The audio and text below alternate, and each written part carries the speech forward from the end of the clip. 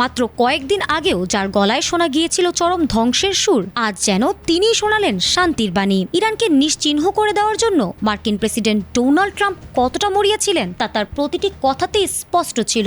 এমনকি যে পারমাণবিক অস্ত্রের নাম শুনলে বিশ্ব শিউরে ওঠে, সেই ভয়ঙ্কর অস্ত্র ব্যবহারের প্রচন্ড হুমকিও বাদ পড়েনি। কিন্তু ঠিক যখন সবাই একটি প্রলয়ঙ্কারী ধ্বংসযজ্ঞের প্রহর গুনছিল, তখনই হোয়াইট হাউস থেকে ভেসে এলো এক অবিশ্বাস্য ঘোষণা, যা শুনে থমকে গেছে পুরো বিশ্ব। এবার ইরানের বিরুদ্ধে পারমাণবিক অস্ত্র ব্যবহারের সম্ভাবনা সরাসরি উড়িয়ে দিয়ে বিশ্বকে চমকে দিলেন মার্কিন প্রেসিডেন্ট ডোনাল্ড ট্রাম্প। কিন্তু এই আকস্মিক পরিবর্তনের পেছনে কি শুধুই মানবিকতা, নাকি কোনো গভীর সামরিক চাল?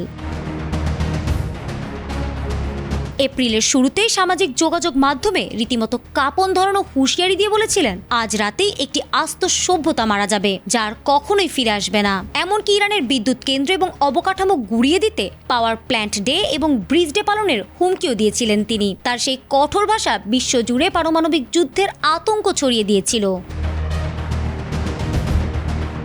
তবে গত বৃহস্পতিবার সাংবাদিকদের এক প্রশ্নের জবাবে ট্রাম্প সোজাসাপটা ভাষায় বলেছেন, না, আমি এটা ব্যবহার করব না। কেন ব্যবহার করব?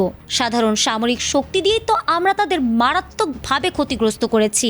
তিনি আরও যোগ করেছেন যে পারমাণবিক অস্ত্র কখনোই কারো ব্যবহার করা উচিত নয়। সেই সাথে তিনি দাবি করেছেন, ইরানের নৌ ও বিমান বাহিনী এখন মৃতপ্রায়, তাই পরমাণু বোমার আর প্রয়োজনই নেই। ট্রাম্পের এই বক্তব্যের পর কূটনীতিবিদদের মনে বড় প্রশ্ন উকি দিচ্ছে।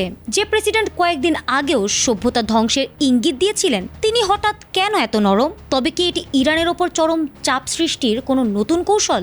এদিকে ট্রাম্প জানিয়েছেন, তিনি কোনো তড়িঘড়ি চুক্তি নয়, বরং একটি দীর্ঘস্থায়ী সমাধান চান।